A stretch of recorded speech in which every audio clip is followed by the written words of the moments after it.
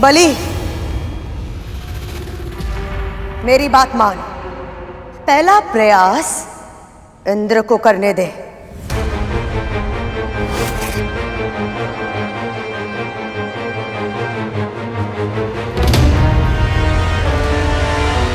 जो आज्ञा मां। जाइए देवराज, अश्व आपकी प्रतीक्षा कर रहा है।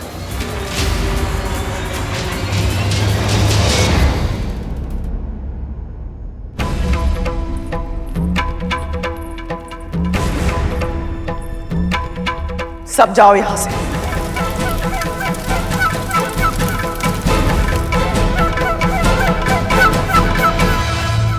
तख्तु धूमल, पूरा रसोई घर स्वच्छ करो।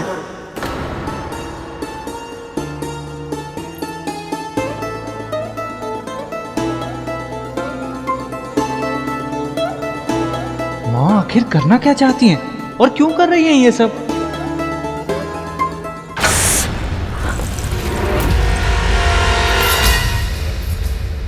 माँ ये क्या कर रही हैं आप? दासियों ने बताया कि आपने उन्हें बाहर जाने के लिए कहा। मैंने उस मूर्ख विंता को तो समझा दिया है कि बाबा कोई सिद्ध पुरुष नहीं है, किंतु सत्य तो यही है ना कि तुम्हारे पिता ने उन्हें नमस्कार किया था।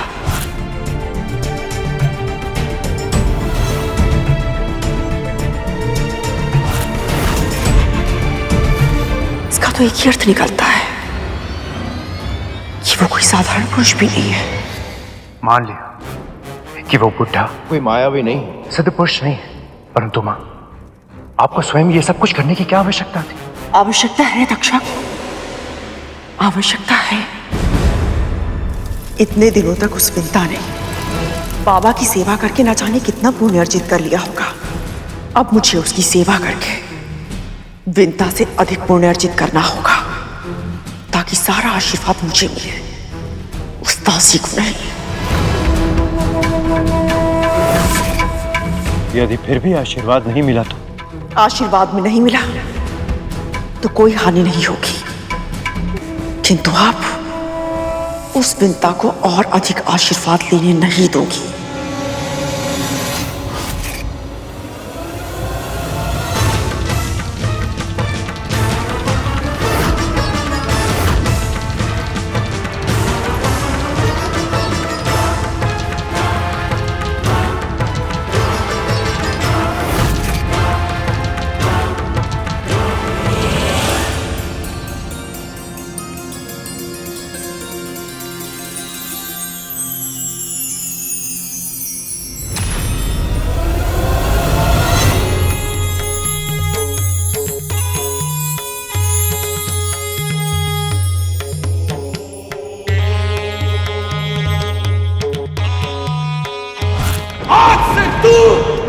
और तेरे सभी देवता श्रीहीन हो जाएंगे। तेरा ऐश्वर्य भूमि में मिल जाएगा। हम तो तुझे यहाँ आशीर्वाद देने आए थे, किंतु अब हम तुझे श्राप देंगे। श्राप!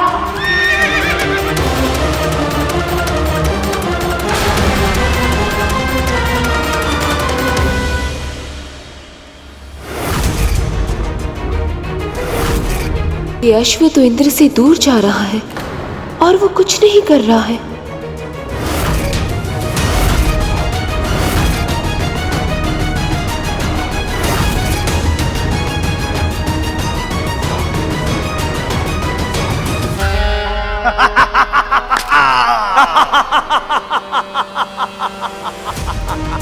कहा था ना, असंभव है तुम्हारे लिए।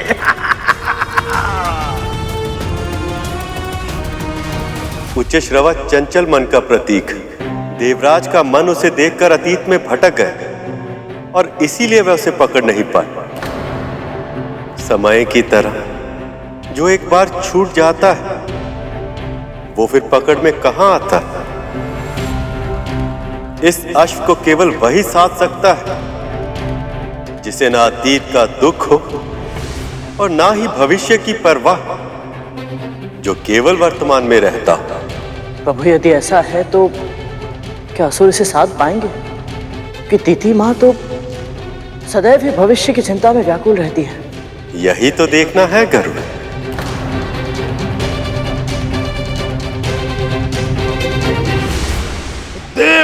राजेंद्र।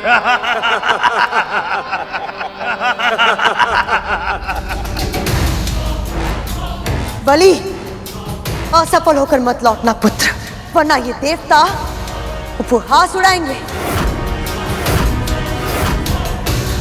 हाँ महाराज, अपनी श्रेष्ठता और शक्ति बनाए रखने के लिए हमें इस अश्व की आवश्यकता है। युद्ध में भी ये अश्व बहुत उपयोगी होगा हमारे लिए।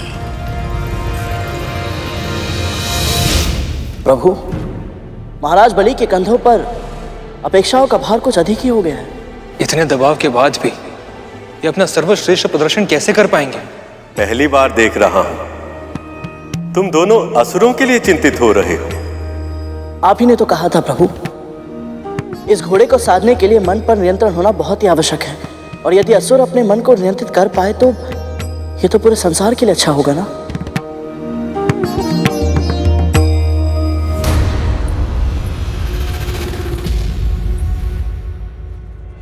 महारानी, आप और ये सब यहाँ क्या हो रहा है? यहाँ जा यहां से। क्या हुआ महारानी, आप ऐसा क्यों कह रही हैं?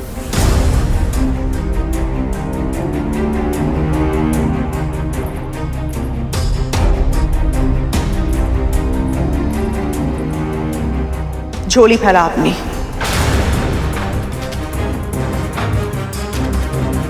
अपनी झोली फैला।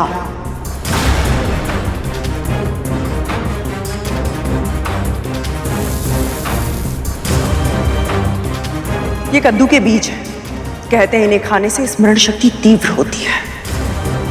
समझाया था ना कि अब तू बाबा का कोई भी कार्य नहीं करेगी। इतनी शीघ्र भूल गई तू? पर महारानी, इतना सारा कार्य आप अकेले कैसे कर? जैसे तू कर सकती है तो मैं क्यों नहीं कर सकती? पर बाबा को बहुत कम वस्तुएं प्रिय लगती हैं, उनका स्वाद। तुझे बाबा की चिंता करने की आवश्यकता नहीं है।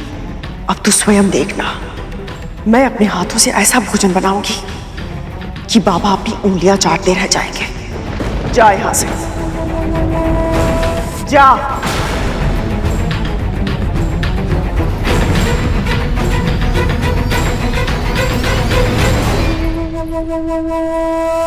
दासी माँ, माँ को क्या हुआ है? ये रसोई में क्या कर रही है? मैं भी नहीं जानती।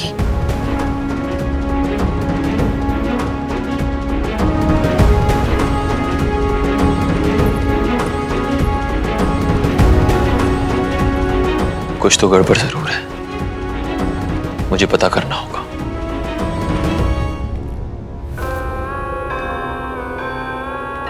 नारायण नारायण। आपने अभी ये क्यों बोला मुनिवर? मेरे मन में तो ये जाप सदैव चलता रहता है असुरराज। मन में यदि इष्ट का नाम हो तो सभी कार्य अपने आप संपन्न हो जाते हैं।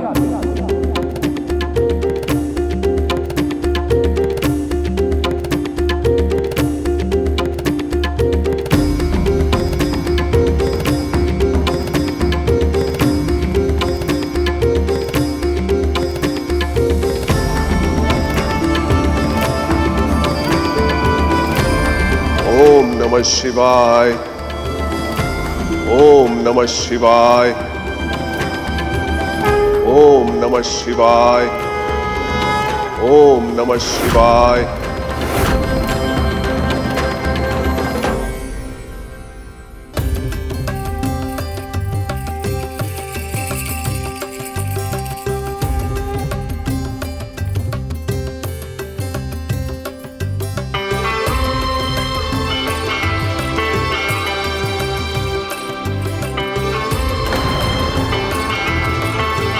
अत्यंत सुंदर महाराज बलि, अत्यंत सुंदर। जब मन को स्थिर करना हो तो उसे किसी ऐसे विचार में व्यस्त करना चाहिए जो उसे बहुत प्रिय हो, तब मन नहीं भटकता।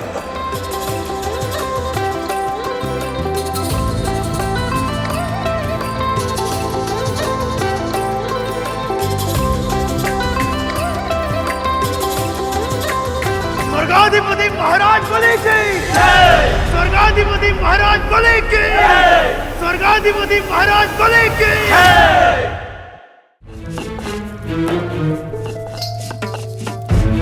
आज तो बहुत ज्यादा थक गए। हाँ तख्तू, फिर भी यह कार्य खत्म होने का नाम ही नहीं ले रहा है। मुझे नहीं पता था भोजन बनाने में इतना श्रम लगता है। पर मैं ये सोच रहा हूँ तख्तू कि विमाता विंता हम सबको इतना कार्य करते हुए देख के कितनी प्रसन्न हो रही होंगी, है ना?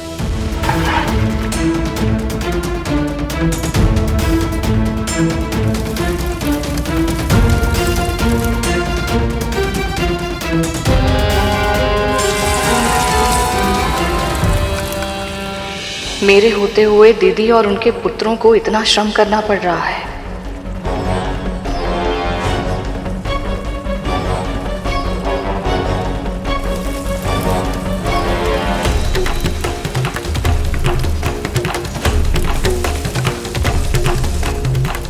बाबा को इतने तेल और मसाले वाला, इतनी मिर्च वाला भोजन देंगे तो उनका स्वास्थ्य बिगड़ जाएगा।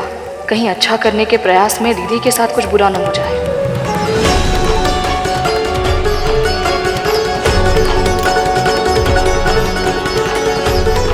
महारानी, ये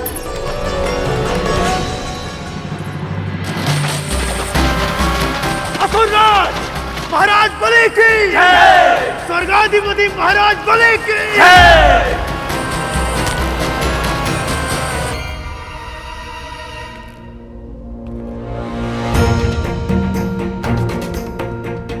गरुड़ और उसकी मां के प्रति मुझसे अपराध तो हुआ है, अब मैं असुरों के अधीन रहूं, यही मेरा दंड होगा। क्या हुआ गरुड़? तुम्हारी आंखों में आंसू क्यों? पता नहीं भैया, मुझे आभास ही नहीं हुआ कि कब इस बात की पीड़ा मेरे मन में बैठ गई कि इस दिव्य घोड़े के होते हुए भी मेरी मां के साथ इतना अनुचित हुआ। जैसे तुम्हें यह पता नहीं चल पाया था कि कब नाग तुम्हारी पीठ से गिर गए, वैसे ही इसे भी यह पता नहीं चल पाया कि कब नाग इसकी पूंछ से लिपट गए और कब ये तुम्हारी विमाता कद्रू के षड्यंत्र का माध्यम बन गए। अनजाने में ही सही, लेकिन गरुड़ और उसकी मां के विरुद्ध षड्यंत्र में भागीदार तो मैं भी बन गया हूं और इसका अपराध बोध है मुझे। इसलिए मैं वचन देता हूं कि भविष्य में कभी भी गरुड़ को मेरी आवश्यकता पड़ी तो मैं इसका पक्ष लेने अवश्य आऊंगा।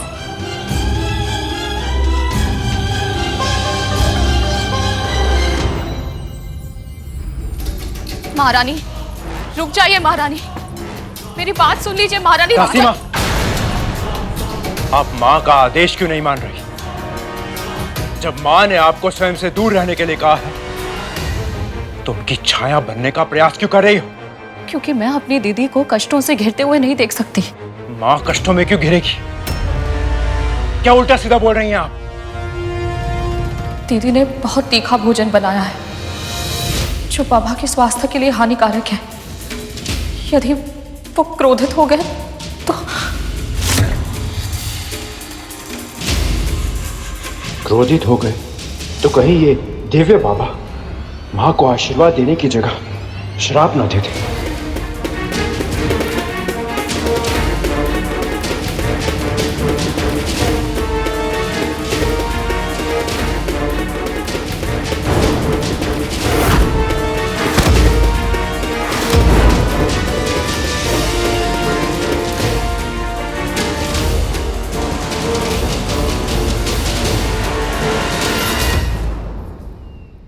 मैं जानता हूं तू मेरी सेवा क्यों करना चाहती है,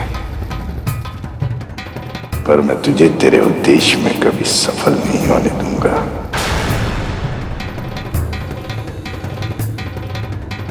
बाहर से क्यों घूर रही है? पितरा,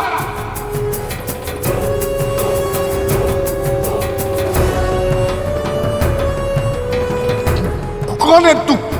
मैं महर्षि कश्यप की पत्नी कद्रू और इस महल की महारानी। इस नाते आप मेरे भी अतिथि हुए। आज से मैं आपकी सेवा करूंगी। सेवा करेगी? कर सेवा, किंतु पहले मेरे हाथ धुलवा।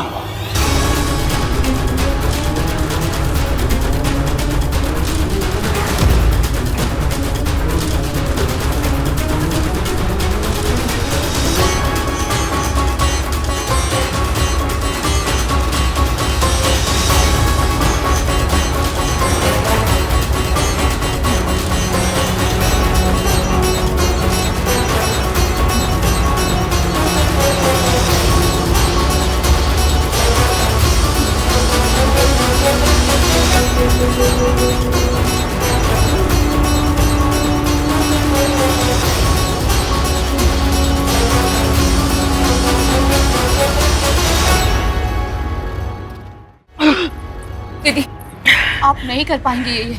मैं हूं ना, आप मुझे करने दीजिए ये सब। रहने दे। जा, मुंह पे बांधने के लिए कुछ लाके दे।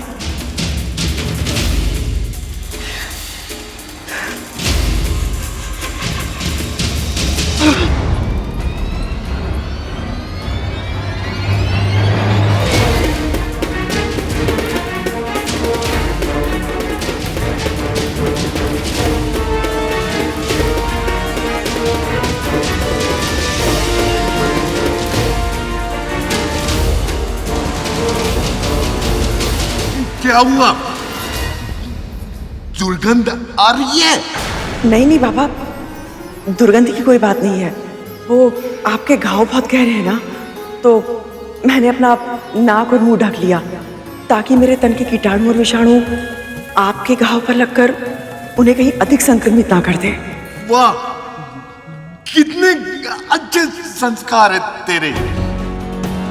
माँ तो गुरु दत्तात्रेय से झूठ बोल रही है।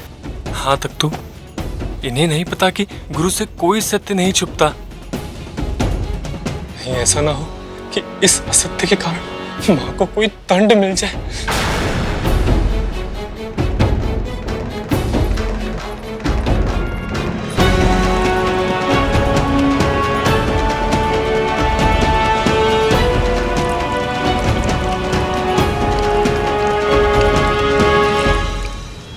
अभी तो आरंभ है, अब धीरे धीरे तुम्हें भी उसी अशांति का अनुभव होगा जो गरुड़ को होता था जब वो तुम सबको अपनी मां पर अत्याचार करते हुए देखता था।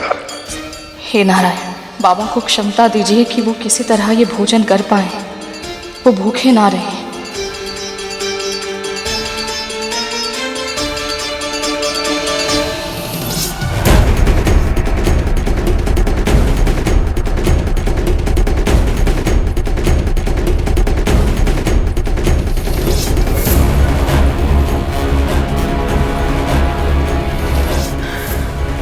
आप ठीक तो है ना दीदी? जिस बहन ने इसके साथ इतना बुरा व्यवहार किया है, उसे इस दशा में देखकर भी इसके मन में दया ही उपज रही है। इस करुणा का, इस सात्विक सच्चे व्यवहार का पुरस्कार विंता को अवश्य मिलेगा।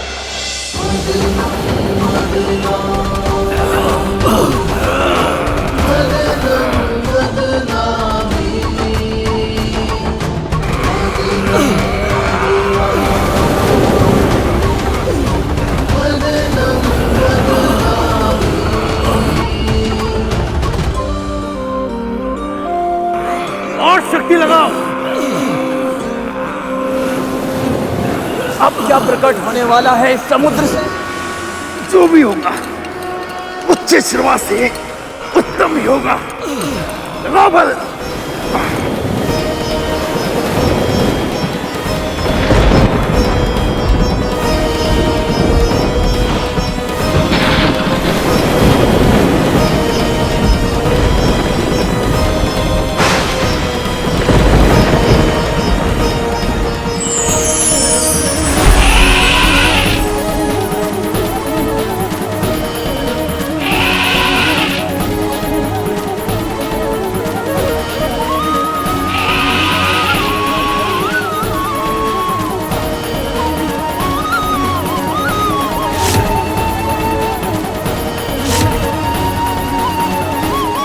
ऐरावत ही हैं जिन्होंने इंद्र के साथ मिलकर ऋषि दुर्वासा का अपमान किया था। जिसके कारण सभी देवताओं को श्रीहीन होना पड़ा था। कहीं ऐसा ना हो कि इनके आगमन पर मेरा और श्री लक्ष्मी का मिलन कुछ और समय के लिए टल जाए।